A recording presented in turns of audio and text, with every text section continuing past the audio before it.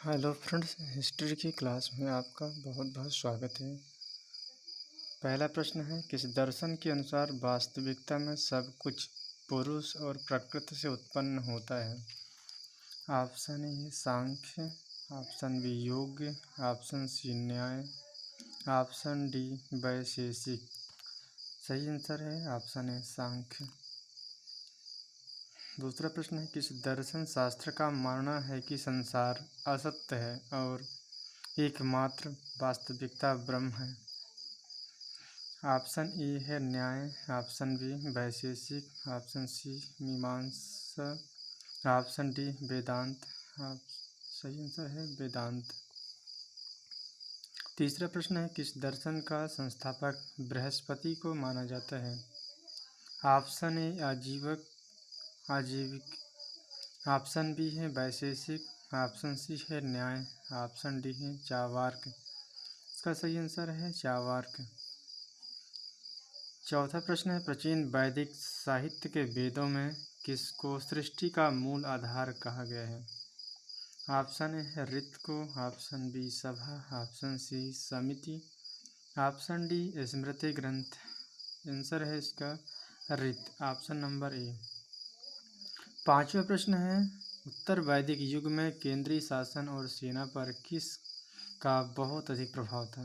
Option A ऋत, option B सभा, option C समिति, option D स्मृति ग्रंथ। का सही आंसर है ऑप्शन सी समिति। छठा प्रश्न है, निम्न में से कौन सा एक संस्कार बच्चे के जन्म के बाद संपन्न कराया जाता है? ऑप्शन ए गर्भाधान, ऑप्शन बी पुंसवन, ऑप्शन सी सीमांतोन्नयन, ऑप्शन डी है निष्क्रमण। इसका सही आंसर है निष्क्रमण, ऑप्शन डी।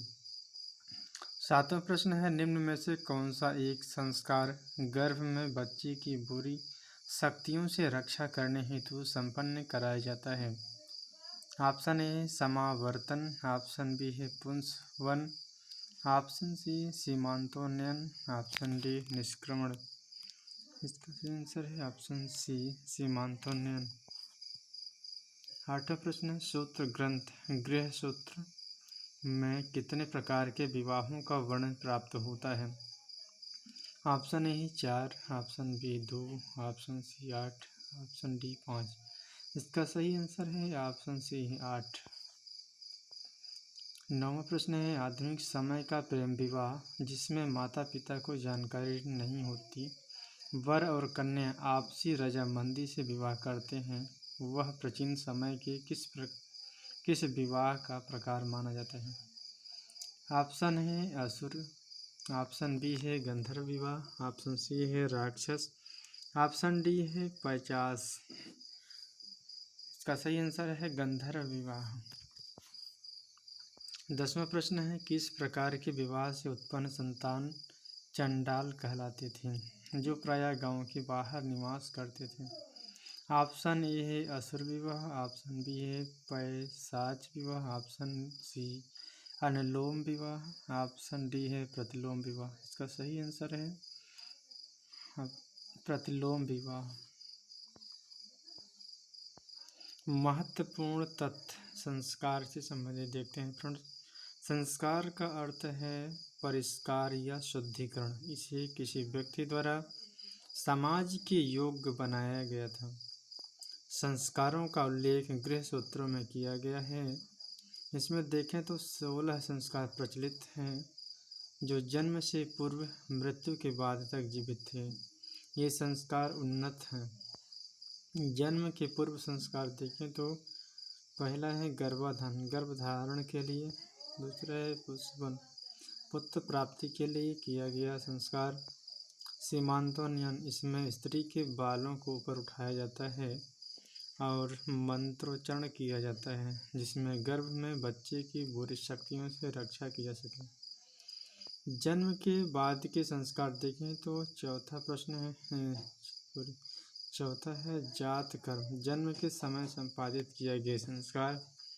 पांचवा देखें तो नामकरण, यानी नामकरण करने के लिए। छठवां है निष्क्रमण, प्रथम बार घर से निकलने पर। सातवां है अन्नप्राशन, पहली बार अन्न खिलाने पर। आठवां है चूड़ा कर्म या मुंडन, सिर का मुंडन। नौवां है कर्णभेदन, कानों को छेदन। 10वां है विद्यारंभ, शिक्षा आरंभ के लिए। 11वां है उपनयन, यज्ञोपवीत, इस संस्कार के बाद ही बालक द्विज कहलाता था। इस संस्कार के द्वारा बालक को यज्ञोपवीत धारण कराया जाता था। 12वां है वेदारंभ, वेदों की शिक्षा आरंभ के लिए। 13वां है केशांत, सिर मुंडवाना।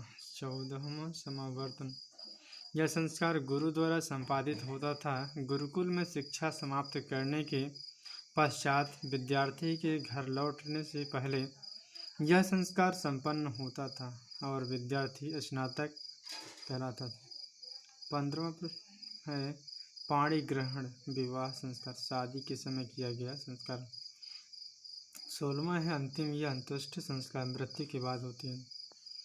विवाह गृह सूत्र में 8 प्रकार के विवाहों का वर्णन प्राप्त होता है, जो इस प्रकार हैं। ब्रह्म विवाह, यह आधुनिक विवाह का रूप माना जाता है। इसमें पिता वर को अपना घर मोल भाव कन्याएं देते थे। ये सबसे प्रचलित माना जाता है। दूसरा है दैव विवाह, यह विवाह कन्या का पिता एक यज्ञ का आयोजन करते हैं और यज्ञ में पुरोहित से अपनी कन्या का विवाह कर देता था। धार्मिक दृष्टि से इसे महत्वपूर्ण माना जाता था।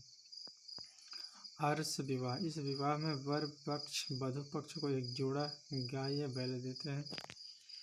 पेचपति, यह ब्रह्म विवाह की तरह ही है। इसमें पिता वर वधु को आदेश दिया गया था कि धर्मानुकूल अपने जीवन को व्यतीत करें। असुर विवाह, यह अव्यवस्थित विवाह था। इसमें पिता वर से कन्या का मूल्य लेकर उसे बेच देते थे। 6वां है गंधर्व विवाह, यह आधुनिक प्रेम विवाह माना जाता है। इसमें माता पिता की जानकारी नहीं होती है। ये स्वयंवर विवाह गंधर्व का एक विशेष रूप माना जाता है। राक्षस, इसे अपरिपक्व विवाह भी कहा जाता था। यह क्षत्रिय में विशेष भोग था। कृष्ण और पृथ्वीराज के विवाह के उदाहरण माना जाता है। पैशाच, यह विवाह का सबसे निकृष्ट रूप था, जिसमें आदि बलात्कार करके कन्या का विवाह किया जाता था। इनमें से प्रथम 4 शास्त्र सम्मत विवाह थे: ब्रह्म विवाह, देव विवाह, आर्ष विवाह एवं प्रजापत्य विवाह। अंतिम 4 असुर विवाह, जो कि गंधर्व विवाह, राक्षस विवाह एवं पिशाच विवाह के शास्त्रकारों में मान्यता नहीं दी गई है। इस काल में अंतर्जातीय विवाह होते थे। यह 2 प्रकार के थे। अनुलोम विवाह, अनुलोम विवाह के अंतर्गत उच्च वर्ण के पुरुष का निम्न वर्ण की स्त्री के साथ विवाह होता है। जबकि दूसरा है प्रतिलोम विवाह, इसमें निम्न वर्ण के पुरुष होते हैं और उच्च वर्ण की स्त्री के साथ विवाह होता है। इनसे उत्पन्न संतान चंडाल कहलाते थे, जो प्रायः गांव के बाहर निवास करते थे। भारतीय षड्दर्शन, इसमें सांख्य, योग और न्याय, वैशेषिक, पूर्व मीमांसा और मीमांसा, उत्तर मीमांसा, वेदांत, इन सभी चारों को तालिकाबद्ध के माध्यम से समझते हैं। मूल दर्शन, मूल दर्शन में कपिल कहते हैं कि वास्तविकता में सब कुछ स्वयं पुरुष, स्वयं आत्मा या मन और प्रकृति पदार्थ, रचनात्मक चीज़ें ऊर्जा से उत्पन्न होता है। पतंजलि कहते हैं कि योग तकनीक शरीर, मन और इंद्रियों को नियंत्रित करती है, इसीलिए इसे स्वतंत्रता या मुक्ति प्राप्त करने का साधन माना जाता है। गौतम कहते हैं कि कोई भी चीज़ तब तक स्वीकार नहीं है जब तक वह तर्क और अनुभव के अनुरूप न हो। न्याय को तार्किक सोच की एक तकनीक माना जाता है। महर्षि कणाद कहते हैं कि प्रकृतिवाद में अपनी अंतर्दृष्टि के लिए जाना जाता है। यह प्राकृतिक दर्शन में परमाणुवाद का एक रूप है। वेदों की परमाणु में पूर्ण विश्वास रखता है। जैमिनी कहते हैं कि यज्ञ एवं मंत्र की शक्ति पर बल देना है। अद्वैतवादी दर्शन शास्त्र का मानना है कि संसार असत्य है और एकमात्र वास्तविकता ब्रह्म है। तो फ्रेंड्स, आज का वीडियो यहीं तक। देखने के लिए आपको बहुत बहुत धन्यवाद।